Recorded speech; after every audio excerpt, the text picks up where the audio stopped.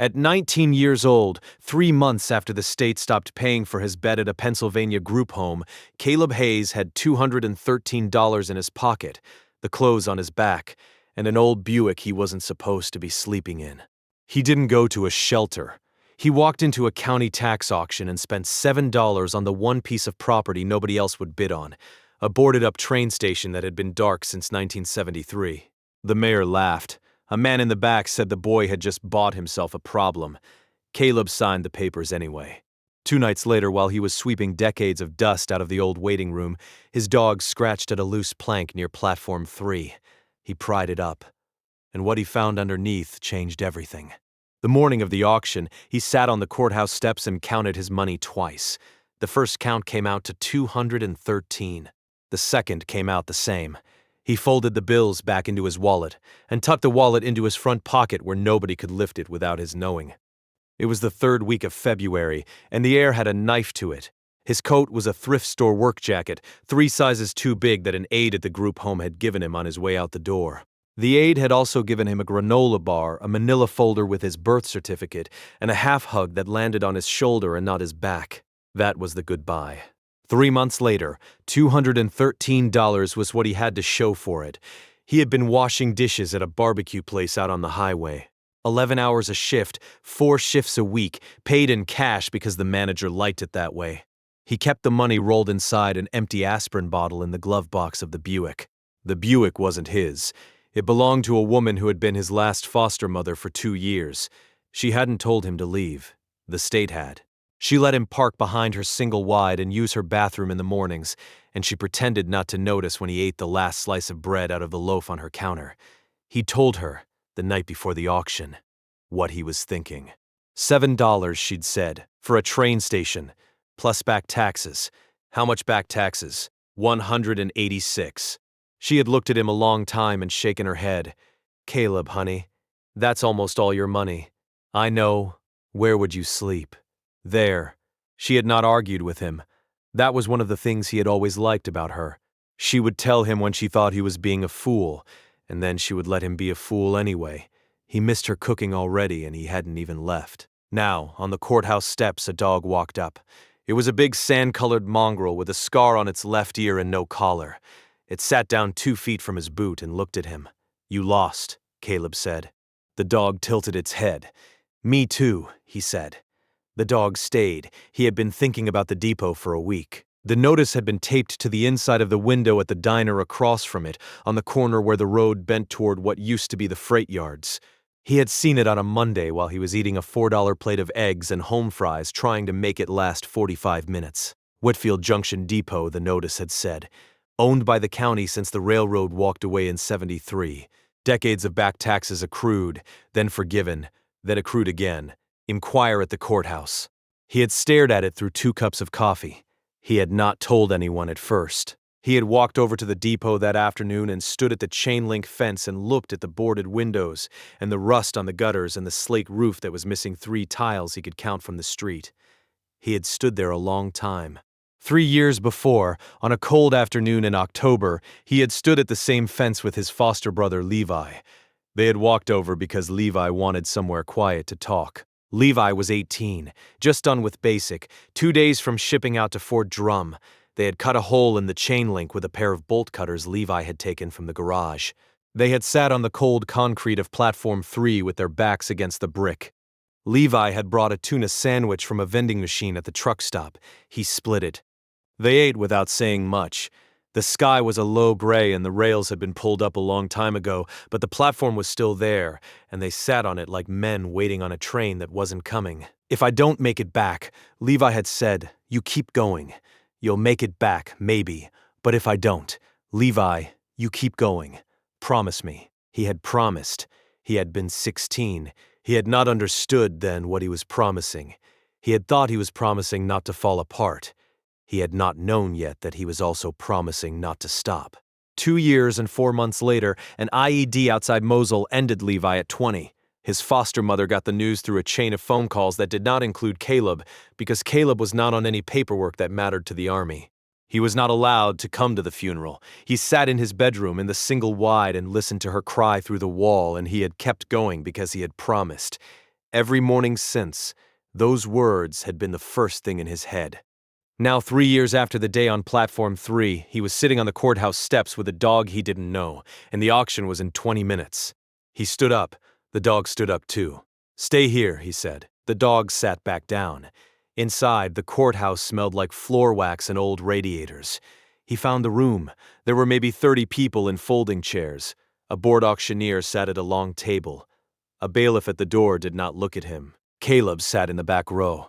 He recognized one of the men in the front, Hollis Crandell, the mayor. He had seen the man's face on a campaign sign 4 years ago. Crandell was 63 and wore a navy blazer over a turtleneck. His hands looked like a man who had not done physical work since he was a teenager. The auction was almost 40 parcels long. Most went for hundreds, a few for thousands. Crandell bid on 2 and won both. Then the auctioneer called the depot. "Lot 37, he said in a voice that had run out of feeling a few lots back. "The Whitfield Junction Depot, approximately .8 acres including platform and outbuildings. Back taxes due of $186 to be paid at signing.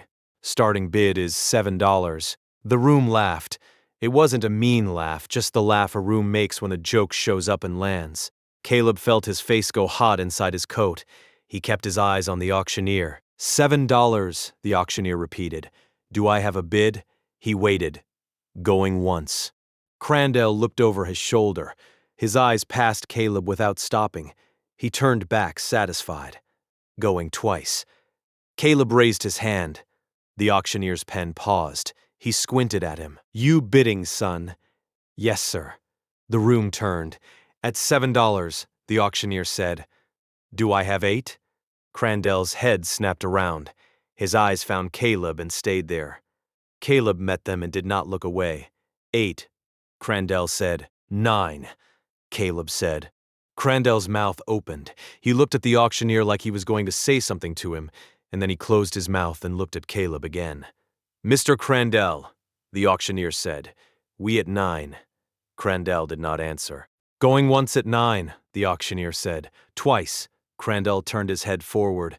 "Sold to the boy in the back for $9, plus $186 in back taxes payable at signing." Caleb walked to the table. He paid in 10s and 1s. He had $18 left when he was done. The man at the table slid a stack of paperwork across with a pen and pointed at the lines. He signed his name 3 times. He had been waiting his whole life for somebody to claim him. Nobody ever had, so he claimed something instead. The papers said the building was his. He folded them inside his coat and walked toward the door. Crandell was waiting for him in the hallway. "Son," he stopped, "you just bought yourself a problem." Caleb looked at him. Crandell's eyes were a tired blue.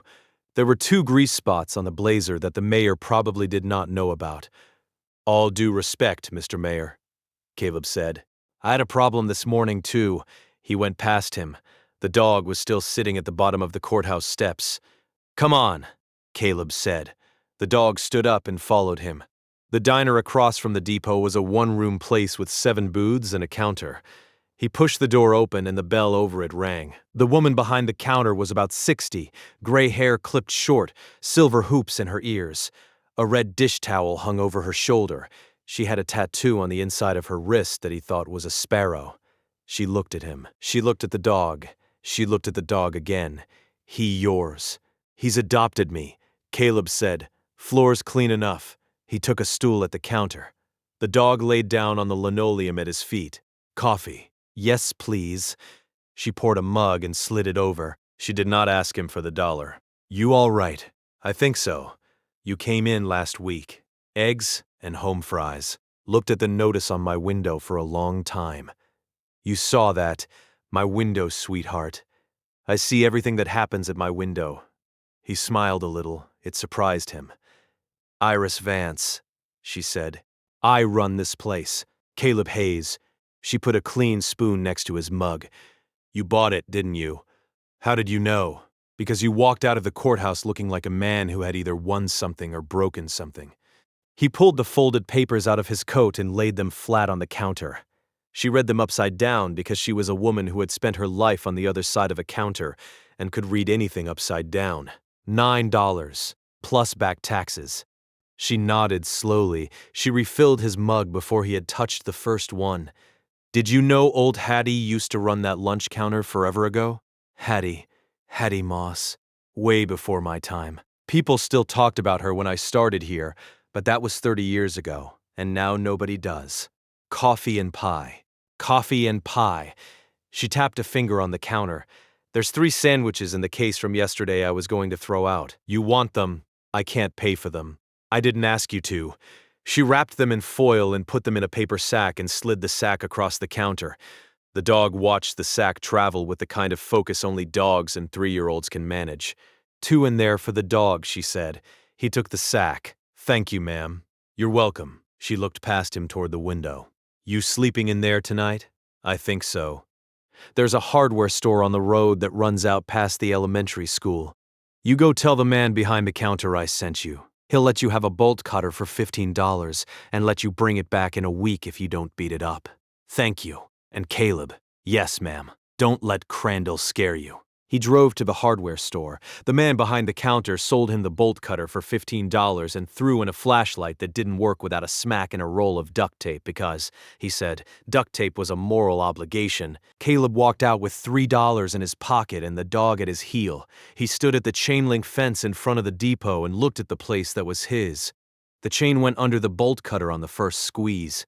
Inside the gate, the lot was a stretch of cracked concrete with weeds coming up through the cracks. The main building was a long 2-story red brick block with a tall hipped roof and a square clock tower. The first-floor windows were boarded with plywood that had gone the color of weak tea. The second-story windows were mostly broken. A wood sign over the platform side read Whitfield Junction in raised letters that had been painted gold once. He walked the perimeter. He pulled boards off the front door. The door was iron-banded oak and heavier than he had any reason to expect. The lock was a 5-lever mortise that had rusted into one piece. He kicked the door instead. Twice. The hinges gave before the lock did. The dog walked in first. Inside, the air was cold and smelled like old paper and rust. The waiting room ran the full length of the building. 2 long benches were still bolted to the floor down the center. A ticket window on the right kept its grill intact. A door at the far end read platform. Above the ticket window, an octagonal station clock with brass hands had stopped at 22 minutes past 4. He stood in the middle of the room and turned in a slow circle. The roof was holding. That was what he noticed first. The plaster was bad in places, the floor was buried in 50 years of dust, but the slate up top was holding, and the brick was holding, and the windows that mattered were boarded but not broken. He set the sack of sandwiches on a bench. Home, he said. The dog wagged his tail one time. Caleb spent the rest of that afternoon with a push broom from the Buick's trunk. By dark, he had one corner of the waiting room clear down to the original tile. The tile was hexagonal, white and black, in a pattern that came up out of the dust like something pulled out of a river. He stood with the broom in his hand and looked at it and felt his throat do something he did not have a name for. He ate one of the sandwiches sitting on the floor with his back against the wall. The dog ate 2 beside him. He gave the dog a third one because the dog had earned it. I'm going to call you Boxer, he said. The dog looked at him. Levi had a dog named Boxer. When he was 8, he told me about it the day he left. Boxer put his chin on his boot. All right then. He slept in his coat on the floor of the waiting room with the bolt cutter beside him and the dog across his boots.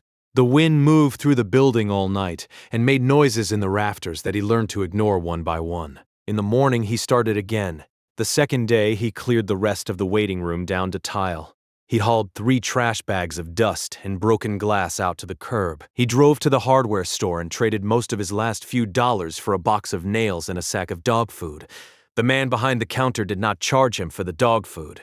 He slept again that night on the same patch of floor with the same dog across his boots. The wind found new ways into the rafters. He found new ways to ignore it. The third morning he started on the long hallway that led toward platform 3. The door at the far end was warped. The dust was thicker out there because the wind had blown it in for 50 years through a crack at the top of the door. He pushed the broom through it in long, careful pulls. Boxer came with him. Boxer always came with him. Halfway down the hallway, the dog stopped. He put his nose to the floor at the base of a wide pine plank that ran from the wall to the threshold of the platform door. He scratched at it. Then he sat back and looked at Caleb. "What?" The dog scratched at it again. Caleb knelt down. He set the broom across the bench he had cleaned the day before. He put his palm flat on the plank and pressed. The plank rocked. He pressed the other end. It rocked too. He looked at the dog. The dog looked back. He stood up and went to find the pry bar. He came back with the pry bar from the Buick. The dog hadn't moved. Caleb knelt at the plank and worked the bar under one end. The nails came up easier than he expected, with the soft squeak old nails make when wood has held them a long time. He set the plank aside. Below it was open space. He angled the flashlight in. The flashlight worked when he smacked it. The space under the floor was a crawl space no more than 2 feet deep, framed with brick on 3 sides and the wood of the foundation, giasts overhead. The light caught on something flat and rectangular at the back. He had to lie flat on his stomach to reach it. His hand closed on the handle of a trunk. It was heavier than he expected. He worked it sideways until it cleared the joist, then pulled it up onto the floor of the hallway. It was a steamer trunk, the size of a footlocker, made of canvas-covered wood with brass corners and brass strapping. The brass had gone dark green. The canvas had once been black and was now the color of an old church Bible. There was a brass hasp on the front with a padlock. The lock looked solid. The hasped knot, the hasp had rusted through where it screwed into the wood, and when Caleb worked a screwdriver under it, the whole assembly lifted away with the screws still attached. He raised the lid. His first thought was that he had been wrong about what people hide in trunks. He had been picturing gold. There was no gold. There was a canvas-wrapped bundle the size of a shoebox, a wooden cigar box with a faded label, 2 glass jars sealed with red wax, and a thick leather-bound book about the size of a family Bible. He sat down on the floor and pulled the cigar box onto his knees. Inside the cigar box, photographs, letters folded into thirds. A postcard from somewhere called Council Bluffs, dated 1939, addressed to nobody in particular. The top photograph was of a woman behind a lunch counter. She was wearing a white apron and a hairnet. Her hair underneath was iron gray, pulled back. She wasn't smiling for the camera. Her face had no extra motion in it, no waist. Behind her, painted on the wall above the coffee urns, was a sign in white letters on black: Hattie's, Cafe, Pie. No questions. He turned the photograph over. On the back, in pencil, somebody had written, Hattie at her counter, March 1941. He set the photo down carefully on the floor next to him. Then he pulled the leather-bound book onto his knees. It was a ledger, the kind a grocery store would have kept in 1940. The cover was scuffed and a little soft at the spine. He opened it. The first page was a sheet of unlined paper glued in. In a careful slanted hand, somebody had written, names of children who came through here, where they came from, where they went, should anyone ever ask. He turned the page. It was a list. 3 columns ruled with a straight edge. The first column was a child's name and an age. The second column was a place. The third column was a place. Each row was a date. He read down the first page.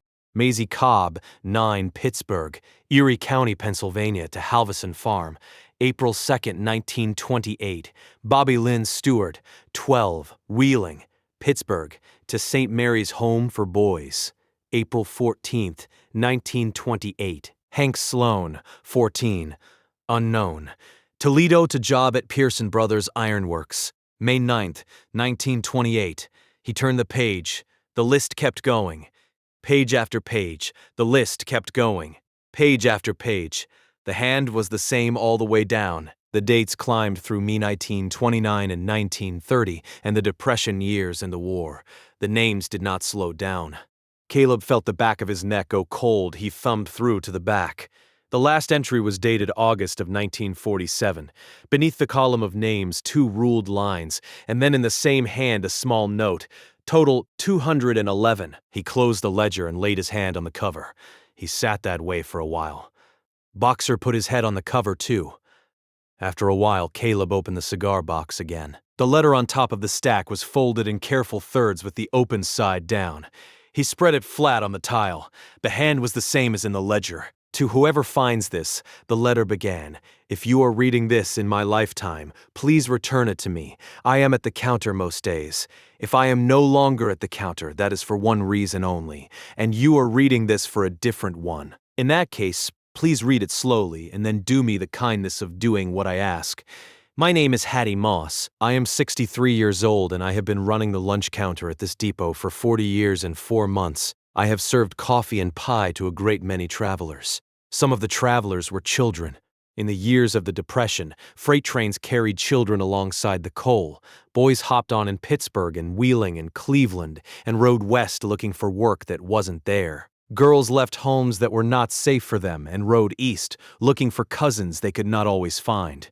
They got off the trains hungry. Some of them got off here. I fed them. That was the first thing I learned to do. If a child sits at your counter and orders water, you do not give them water. You give them pie and you do not write it down. You do not ask a child where they have come from until they have eaten. When I could find homes for them, I sent them to homes. Half a dozen farmers in this county, and the next one and the next one knew that if I called them on a Tuesday and said I had a boy who could work, they would come. I never sent a child anywhere I could not later visit. The ones I could not place I put on a freight north or a freight west with a sandwich and a packet of money and a letter to a woman who would be at the next station they got off at. I did not invent any of this. The conductors knew. The conductors looked the other way for me. It was a generous time when it had no business being one. When the railroad announced in '47 that the depot was to be shuttered, I bought it from them for $48. I bought it in my own name. I kept the counter open another 15 years on my own dime, because trains still passed through, and children still got off, and the times had not gotten easier even if the magazines said they had. I did not tell my family any of this. They thought I was the lonely Moss aunt. They thought I was unmarried because I was unwed. They thought I was particular about my coffee. The truth is, I was busy. There is money in the jars. Silver dollars.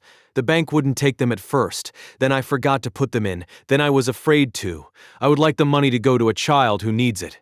The deed to the depot is in the canvas bundle. It is in my name. You are never poor as long as you've got somewhere to put a kid for the night.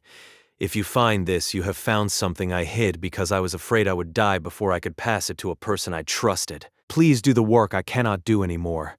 The trains do not come through here anymore, but the children still do. They will always come.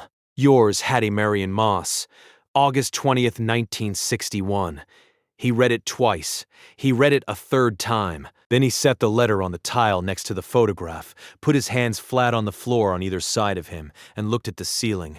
Boxer pressed his head up against his thigh. Caleb did not cry. He sat that way a long time, looking up at the rafters, and after a while he let one hand go to the dog's neck. She had been dead a year before he was born. She had been dead a year before his mother was born, and she had hidden a trunk under the floor in case somebody who needed it should come along. He had come along. The canvas bundle came open easily. Inside was a folded deed on heavy paper, the date August 14th, 1947, and the name Hattie Marion Moss in block capitals as the buyer. The seller was the Pennsylvania Railroad Company. The purchase price was $48. He set the deed on top of the ledger. The jars came open with a wet pop when he twisted the wax seals. The first jar held silver dollars stacked in neat rolls of 10. He counted 26 rolls and stopped. The second jar was about half as full. The coins were a mix of dates he didn't recognize. Some had eagles on them and some had a woman in a liberty cap. He weighed one in his palm. It was heavier than a quarter as heavy. He had no idea what the coins were worth on a Tuesday afternoon at a coin shop. He set the jars carefully on the bench he had cleaned the day before. It was still dark outside. He had no clock except the dead one above the ticket window. He guessed it was somewhere around 4 in the morning. The dog had gone back to sleep with his chin on the ledger. Caleb sat against the wall and watched the sky through the broken transom over the front door go from black to the soft blue that comes before sunrise. A car door slammed in the lot. Footsteps. The bell over the front door rang. "You alive in here?" It was Iris from the diner. She was carrying a thermos and a paper sack. She came around the corner of the ticket window and stopped when she saw him on the floor. She looked at the trunk. She looked at the cigar box. She looked at the deed on top of the ledger. She set the thermos and the sack on the bench next to the jars, and she sat down beside him on the floor without asking, "What did you find?" "Hattie Moss," he said. Iris was quiet a long time. She looked at the ledger. She did not touch it. "Show me." He spread the letter out on the tile and she read it. He watched her face change. She put 2 knuckles against her mouth halfway through, and she kept them there for the rest of the page. When she was done, she did not speak for almost a minute. Then she said, "May I look?" He nodded. She opened the ledger and turned the pages slowly, reading down the columns he did not interrupt. She was looking for something, he could tell. When her finger stopped, it stopped on a page in October of 1936. She closed her eyes. What? She tapped the entry with one finger. He leaned over. Henry Vance, 10 West Virginia, Erie County to Hopkins Farm, October 9th, 1936. "My Uncle Henry," Iris said. "He raised my mother. My mother always said her brother came from West Virginia, came up on a church train, that some family brought him to her parents. They never said the family. They never said the city. My grandfather never talked about it." She put her hand flat over the entry. It was her. It was always her. Caleb did not say anything. Iris took a long breath and let it out. "Sweetheart," she said, "do you know what you found? I'm starting to. This is 211 stories. This is a whole town's worth of people who think they came from somewhere they didn't." She tapped the page. They came from her. She poured him coffee from the thermos. He took the cup with both hands. She unwrapped a foil-wrapped sandwich from the paper sack and handed it to him without asking. He ate it sitting on the floor. It was past noon when the front door of the depot opened without a knock. Boxer came up off the tile with a low growl. Caleb stood. Hollis Crandall was standing in the doorway. He was wearing the same navy blazer. He was holding a manila envelope. A deputy in a brown jacket stood behind him with his hands clasped at his belt. "Mr. Hayes, Mr. Mayor, I've come to deliver some paperwork." Crandall stepped forward. His eyes moved across the waiting room. He saw the swept tile. He saw the bench Caleb had wiped clean. He did not see the trunk because Iris, without saying anything, had moved to stand in front of it the moment he came in. Crandall laid the envelope on the bench next to the thermos.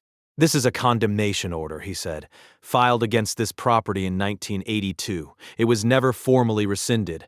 The building is not, and has not been, certified safe for occupancy. You have 30 days to vacate or bring the structure into compliance with the county code. If you fail to do so, the property reverts to the county and a fine will be assessed. 30 days, 30 days, son." "All right." Crandall paused. He had not expected the all right. "Caleb," he said, "I'm trying to do you a kindness. I appreciate the kindness, Mr. Mayor." Crandall looked at him a long moment. "Code inspector will be by in 2 weeks for a walkthrough. He'll write up a list of what needs doing. I imagine the list will be long." He glanced at Iris and his eyes paused on her, the way the eyes of a man who knows everybody in town pause on a face he was not expecting to see. Then he turned. The deputy followed him out. The bell over the door rang once, and the door closed behind them. Iris waited until the cruiser pulled out of the lot. Then she sat back down on the bench and let out a breath.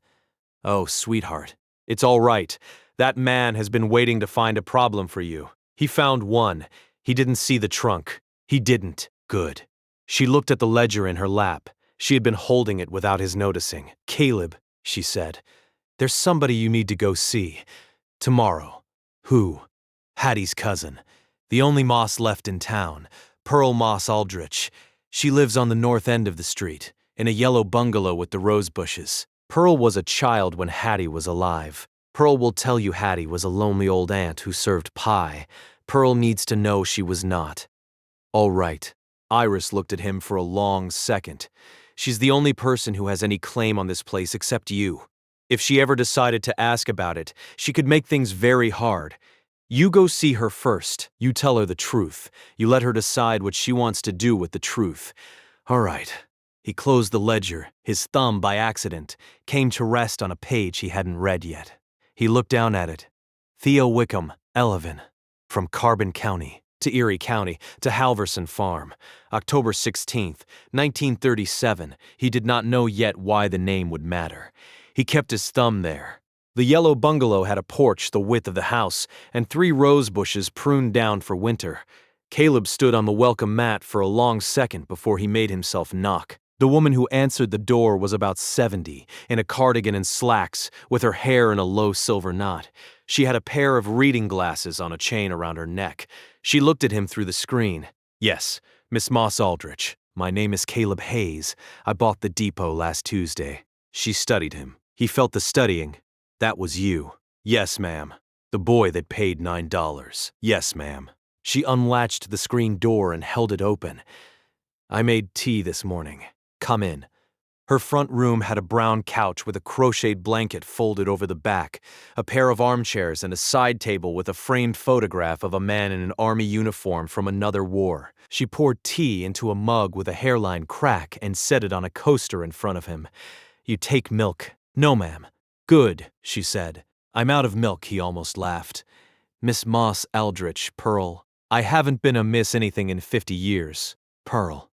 I found something in the depot. It belongs to your family. I want you to see it before anybody else does."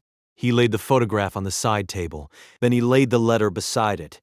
Then he laid one page of the ledger, folded open to a single entry. Beside that, Pearl looked at the photograph first. Her face did something small and hard to read. She picked the picture up with both hands and held it close to her glasses. "That's her counter." "Yes, ma'am. That's her apron." "Yes." She set the photograph down carefully. Then she put her glasses on and started on the letter. She read it slowly. Twice she stopped to take her glasses off and pinch the bridge of her nose, and then she put them back on and kept reading. By the time she finished, she had read it through twice. When she was done, she set the letter on her knee and looked at the wall for a long time. "I lived 4 blocks from her my whole childhood," she said, quiet. "And I never knew. The whole time she was saving people. And I thought she was just lonely." Pearl did not cry. Her face went still. "Pearl. She gave me peppermint sticks. When I was small, she kept a mason jar of buttons on her counter and let me sort them while my mother shopped at the dry goods next door. Hattie didn't talk much. She gave me peppermint sticks." She picked up the page of the ledger. He had folded it to her cousin's section, which had no entries about Pearl's family. Pearl read down the column anyway. "My mother and her were close as little girls. Then my mother married a Reed and Hattie didn't. After that, they were close as cousins. My mother died in 76, and Hattie had already been gone 14 years, and I never thought to ask after her because I assumed everything important about Hattie had already been told." Pearl set the page on top of the letter. "What do you want from me?" she said. Not unkind. Direct. "I don't want anything from you. I came to tell you what I found because Iris said you had a right to know before anybody else did, and because—" He stopped. He started again. "Because the deed she signed in 1947 was in her name, which means there might be a question about who really owns the place. I bought it from the county at auction. The county sold what they had. But you are her blood, and I am not, and if you wanted to make a thing of it, I think you could." Pearl looked at him. "How old are you, son?" 19. "Where do you sleep at night?" "At the depot now." "And before that?" "In a car behind a single wide." Pearl stood up. She walked to a kitchen drawer he could see from where he sat, opened it, took out a fountain pen, and walked back. "Get a sheet of paper off the desk," she said. He got it. She sat back down and wrote on the paper. She wrote in a strong hand for an old woman. When she was done, she signed at the bottom and slid the paper across the coffee table. It said, "I, Pearl Moss Aldrich, sole surviving relative of Hattie Marion Moss, by these presents do irrevocably relinquish any and all claim of inheritance to the property known as the Whitfield Junction Depot, including any chattels found thereon, in favor of Caleb Hayes of Whitfield Junction this 22nd day of February." "That'll need a notary," she said. "Get your coat, Pearl. Get your coat. The hardware store keeps a man on Tuesdays and Thursdays." He got his coat. The notary was the auctioneer from the courthouse. He sat behind a counter in the back of the hardware store with a stamp and a registry book and a hat pulled low over his eyes like he was trying not to be recognized. He recognized Pearl right off and his eyebrows went up. "Pearl, don't make me explain it. Just stamp it." He looked at the paper, then at Caleb, then back at Pearl. "You sure, as I have ever been in my life." He stamped it, signed under it, wrote the date in his book. There was no charge. In the parking lot, Pearl handed Caleb the notarized paper and held onto his hand for a second after he took it. "You do what she asked you to do," Pearl said. "That's all I want from you. You do what she would have done." "Yes, ma'am." "And Caleb?" "Yes. You come for Sunday lunch when you can. I make a Cornish hen with stuffing that will ruin your week for any other Cornish hen." He nodded. His voice would not work. He folded the paper carefully and put it inside his coat next to Hattie's letter and drove the Buick back to the depot. When he turned into the lot, Boxer ran out the open front door of the depot to meet him. The dog had the run of the place because Caleb left the front door cracked on purpose. Boxer ran one circle around the Buick and then trotted off toward the side of the building. Caleb followed him. There was a girl behind the building. She was 12, maybe 13, in a hooded sweatshirt, 3 sizes too big, and jeans that had been rolled up at the cuff. She was watching him from beside the chain-link fence with the wary stillness of a stray cat. A backpack hung off one shoulder. He raised one hand palm out. He did not move toward her. "Hey," she bolted. She went under the cut place in the fence and across the road behind the diner and around the corner of a building and gone. Boxer started to run after her. Caleb whistled and the dog came back. "Leave her alone," he said. He went inside. He sat on the bench. He thought about her until the sky got dark. The bell over the door rang a little after 9 that night. The lamp was not lit. The door was cracked open 6 inches because the air inside still smelled like 50 years of dust. Caleb sat very still. A small shape moved across the waiting room. The floor creaked under sneakers. He stayed where he was. The shape lay down on the second bench down from him, set a backpack as a pillow, and pulled the hood of the sweatshirt up over its head. He waited. When her breath had settled into the slow rhythm of true sleep, he stood up quietly, walked to the door, and went outside to call Iris. Iris arrived in 20 minutes with a thermos of soup and a wool blanket she had taken off her own bed. "Where is she?" Iris whispered in the lot. "On the second bench. Asleep. How long?" "An hour, maybe." "Lord." They went in together. They sat on the floor with their backs against the wall opposite the bench. Iris poured a paper cup of soup and set it on the floor near the girl's bench, then laid the wool blanket folded at the foot of the bench. The girl did not stir. She woke an hour later. She came up on one elbow and saw them. She did not move. "Hi, honey," Iris said. "There's soup. There's a blanket. Nobody's going to make you go anywhere." The girl did not answer. "What do we call you?" Iris said. The girl chewed her lip. "I'm Wren." "Wren," Iris said. "I'm Iris. This is Caleb. We aren't going to call anybody. We just want you to eat something. Can you do that?" Wren sat up slowly. She picked up the paper cup of soup. The cup did not leave her mouth until it was empty. Iris poured another one. Wren drank that one too. Then she pulled the wool blanket up over her knees and sat with the blanket bunched in her fists. "How old are you, Wren?" 12. "Where did you come from?" Wren looked at the floor. Her chin wobbled once. "I'm not going back." "All right." He was hitting me. He's not my brother. They put me with that family, and he was older, and he was hitting me, and the woman knew." "Where, baby?" 2 counties over. I caught a ride with a man who said he was going to Erie. He let me off at the gas station up the road. I've been walking since the morning before yesterday." Caleb did not look at Wren. He looked at his hands. In her, just then, he had seen his own self at 12, on a different bench in a different waiting room. Iris reached one hand out and put it on Wren's blanket-covered knee. She did not move the hand again. "Wren, you don't have to go back tonight. I promise you that. Tomorrow we'll figure out what's right. Tonight we have soup and a blanket and a roof. All right." Wren nodded one time. "You sleep here tonight. You sleep upstairs at my place tomorrow. My couch makes into a bed. I have a girl your age who comes to clean Saturdays and she leaves her bathrobe at my house. You can have her bathrobe. All right." Iris stood. She walked over to the bench and sat down on the end of it without touching the girl. She talked low and even for a long time about nothing in particular. About the diner, about the chickens she used to keep, about a cat called Mrs. Henderson, until Wren laid down again with her hood up and her hand resting on Boxer's neck and went back to sleep. Iris came and sat next to Caleb on the floor. "I'm on the county kinship list," she said quietly. "I went on it 5 years ago when my niece needed a place to land. They never called me back after they placed her. I'm still on the list." That'll cover one night. It'll cover the time it takes us to find her people or to find her better people. It will buy a week, easy. By then, the county and I will have come to an understanding. Caleb, I have done this before. All right, you did right tonight. You didn't pick up a phone. No, Hattie wouldn't have either. No, Iris let out a breath. If you've made it this far into Caleb's story, hit subscribe, because what he does in the next 24 hours is the part I've been waiting to tell you. Caleb watched the girl sleep. He watched her hand on the dog's neck. For a long time, he had assumed that the people the system forgot were the people who deserved forgetting. Hattie Moss had spent 60 years quietly proving the opposite. In the morning, Iris took Wren to the diner.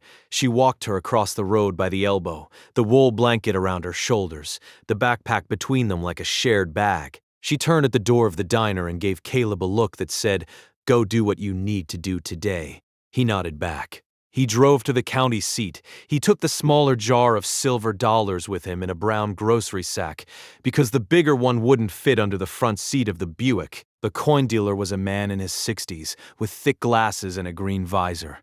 He opened the jar carefully. He picked up one coin with a pair of tweezers. He held it under a lamp. He stopped breathing for a second. "Where did you get these?" "From a woman who died before I was born." "Son, these are 1895s. This one's an 1893-o. These haven't been cleaned. These haven't been handled by people who knew what they were holding." He picked up another one and held it under the lamp.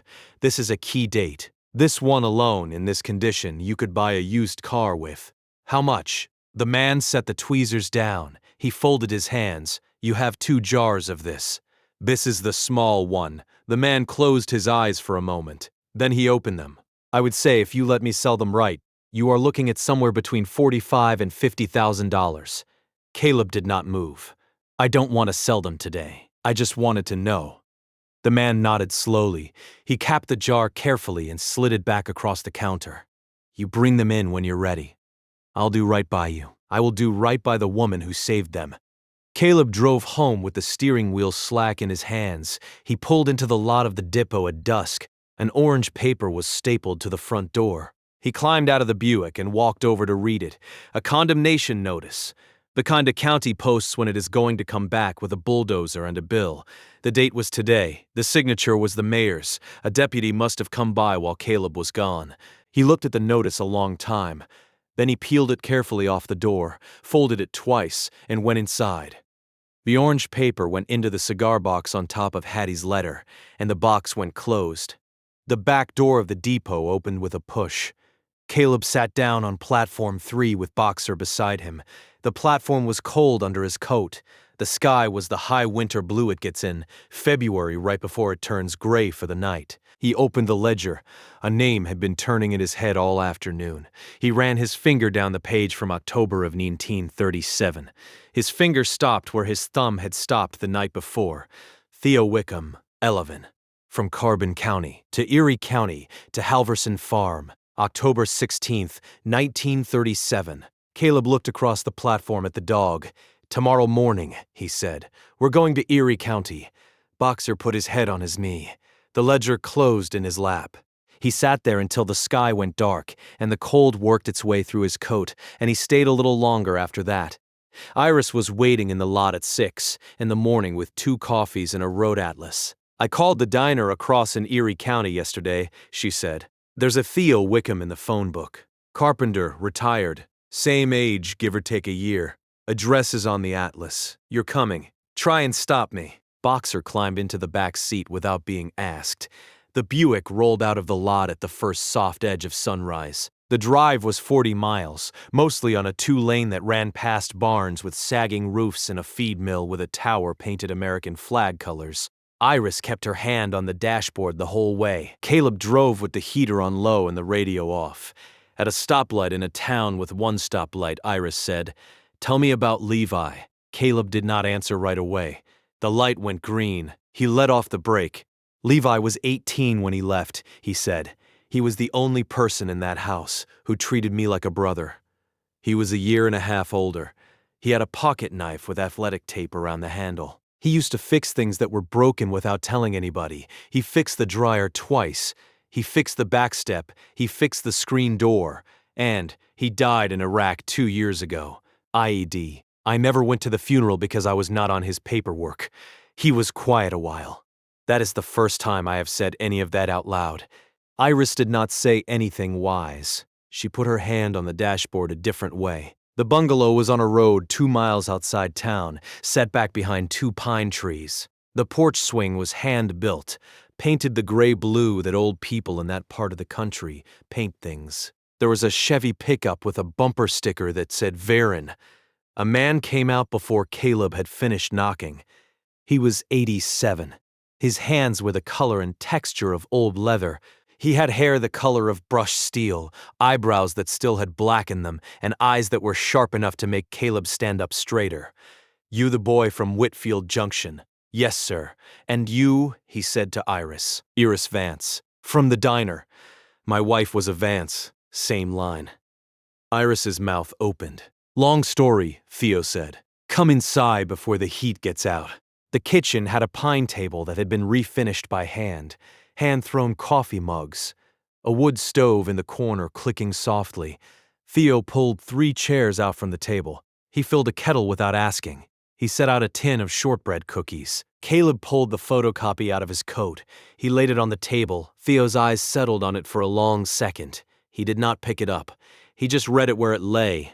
Theo Wickham, 11, from Carbon County to Erie County to Halverson Farm, October 16th, 1937. The old man's hand went to his coat pocket.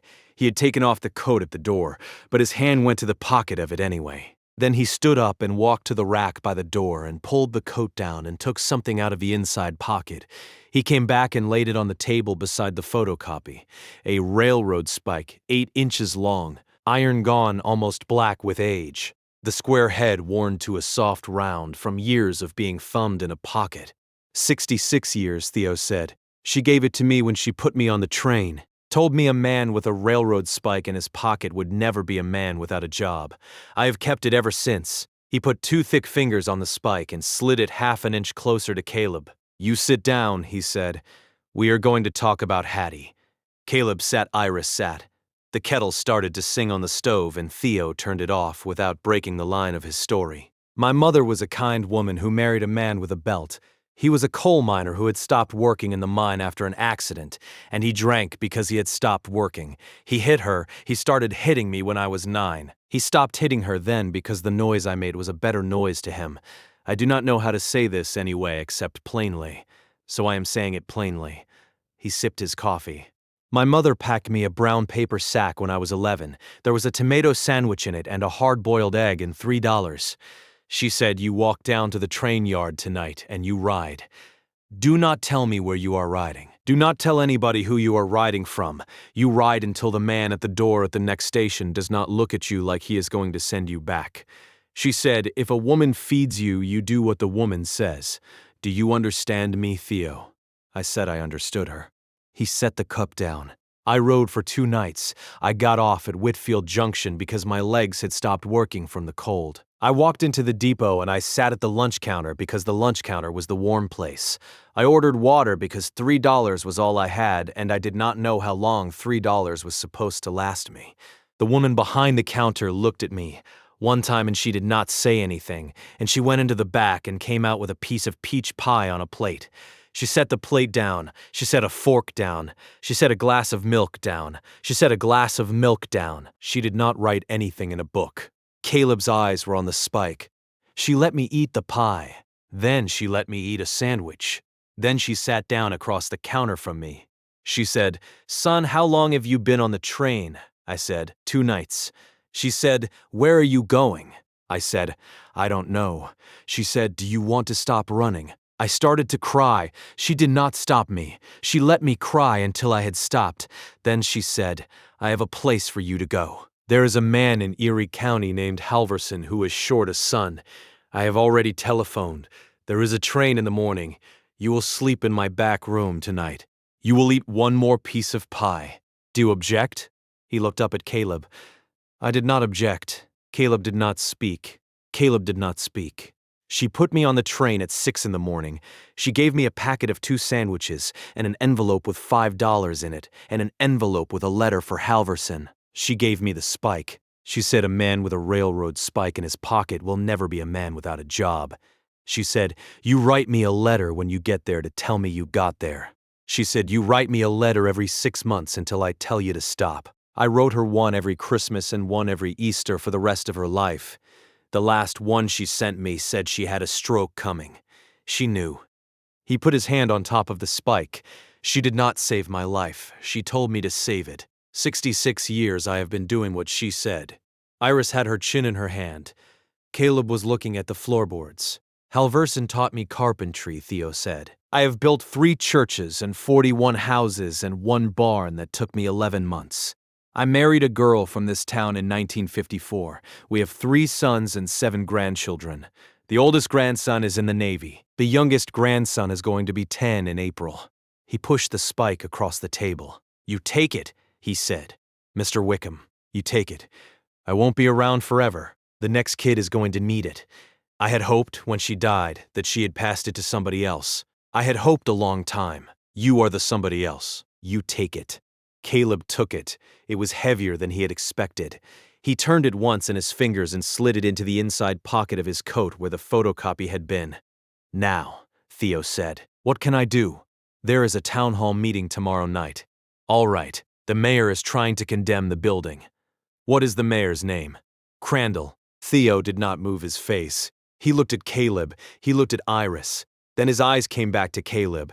His mother's name was Etta. He said, "I knew her. She was a Whitcomb before she was a Crandall. She came up the same way I did." The kitchen was very quiet. "You bring the book," Theo said. "You read her entry out loud at the meeting. You do not raise your voice. You let the page do the talking. The page can do more talking than any boy of 19. "Yes, sir." "Then you come back here for supper next Sunday. Bring the girl. Bring the dog if you must." The drive home was quiet for the first 30 miles. Then Iris said, "Caleb, could you pull over?" He pulled into the shoulder. The Buick ticked. "Will you let me say something?" she said, without making it strange. "Yes, ma'am. Your brother died. You did not get to bury him. You carried that for 2 years without setting it down once. Listen to me. You set it down now, you do not have to set it down all the way today. You just have to set it down a little way today. You just have to set it down a little, like a heavy bag at the bottom of the stairs. Set it down a little before you climb." He did not cry. His hands were on the wheel, and he did not move them. "Yes, ma'am." Iris reached into her purse and pulled out a small square of cloth that turned out to be a folded white handkerchief. She put it on the dashboard. "It's there if you want it." He left it on the dashboard. They drove the rest of the way without speaking. Town hall the next evening was the largest room in the courthouse, 3rd floor, with the windows that didn't quite close.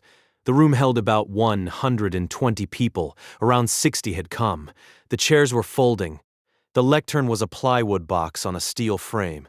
Hollis Crandall sat at the head of the long table with 2 members of the council to his right and the clerk to his left. Caleb walked in with Pearl on one side and Iris on the other. Wren sat in the 3rd row with a yellow notebook. She had insisted on coming. Iris had said yes, and that was the end of the conversation.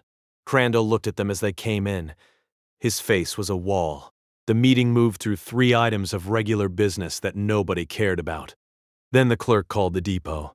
Item 4. The Whitfield Junction Depot. Discussion of condemnation order issued February 22nd. Crandall cleared his throat. "I'd like to invite Mr. Hayes to address the council if he wishes." Caleb stood up. He walked the aisle to the lectern. He set the ledger down on the plywood and opened it to a page he had marked with a strip of newsprint. He did not look at Crandall. "Thank you," he said. "I am not going to argue about the code. I have a code list from the inspector, and I will be working through it. I have funds. I have help. I will meet the deadline. That is the easy part of what I came to say tonight." He paused. "This building is a building. The county sold it to me. Pearl Moss Aldrich signed an instrument relinquishing any inheritance claim her family has, which Pearl Moss Aldrich is here tonight to confirm if asked." Pearl raised her hand from the 2nd row and lowered it again. "That is the legal part. The legal part is finished. The other part is harder.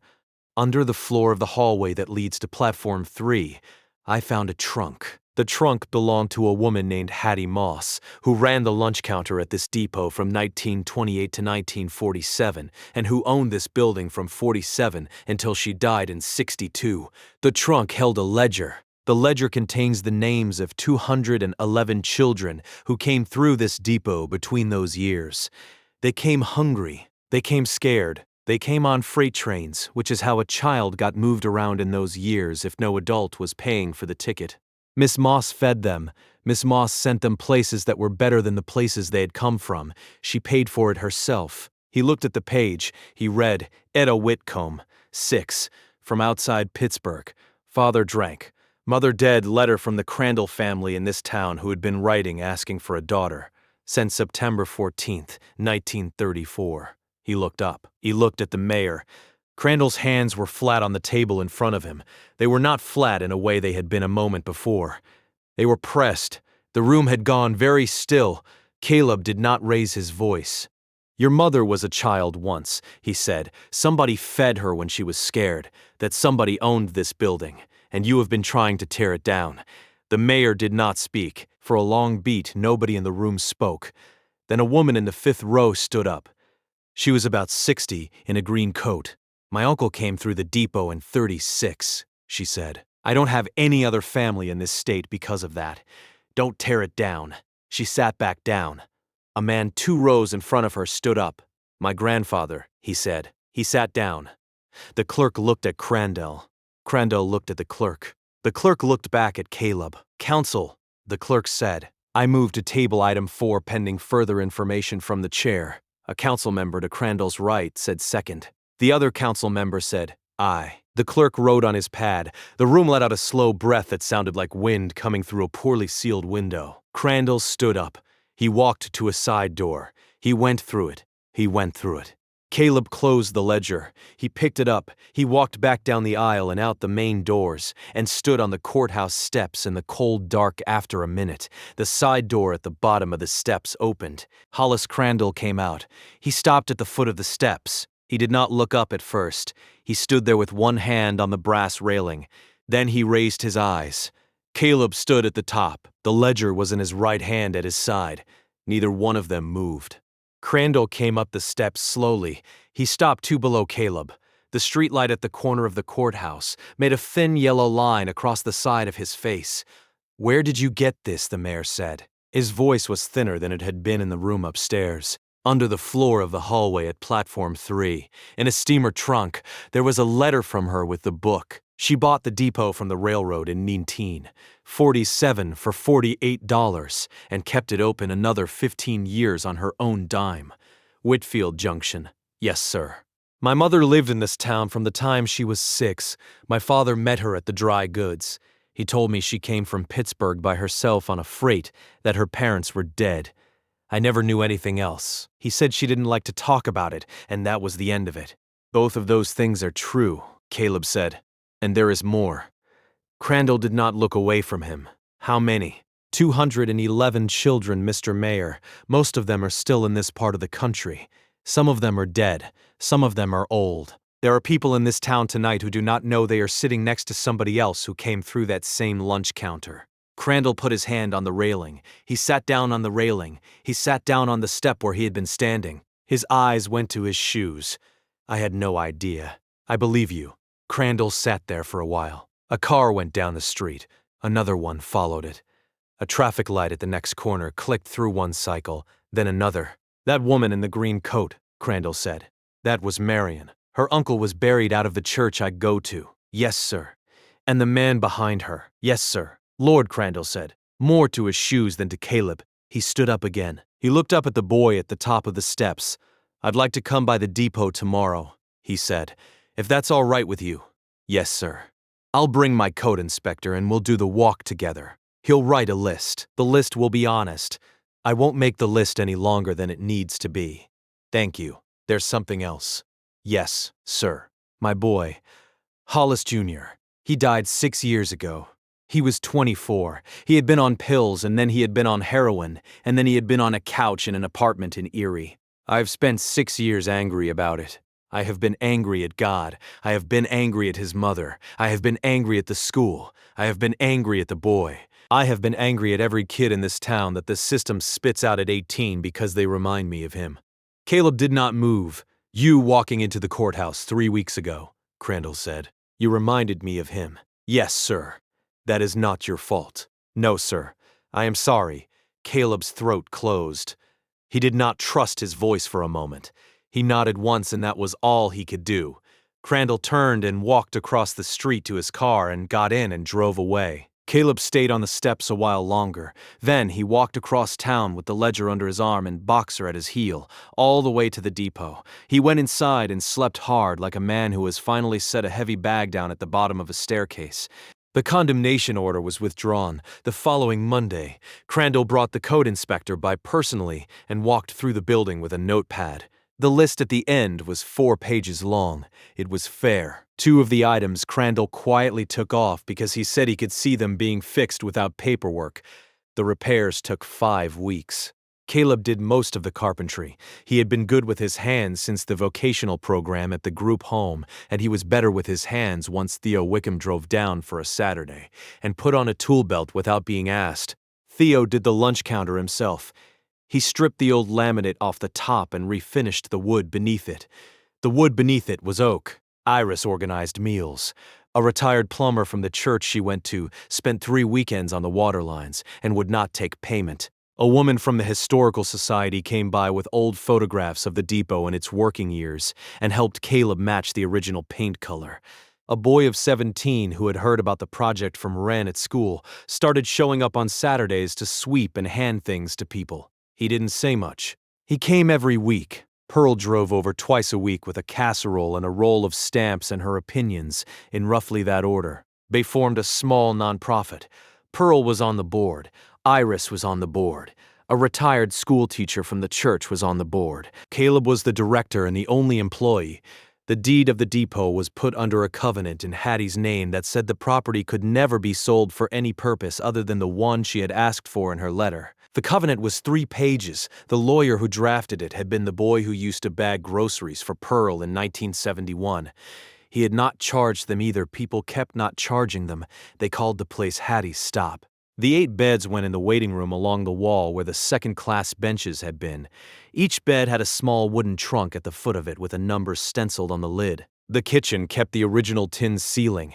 The station master's apartment upstairs was made into Caleb's home, 2 rooms and a galley and a small bathroom, with 1 window that looked out over platform 3. The lunch counter stayed a lunch counter. Theo had refinished it for a reason. Wren did not go back to the foster placement she had run from. The county came to look at the situation. The county and Iris had their conversation.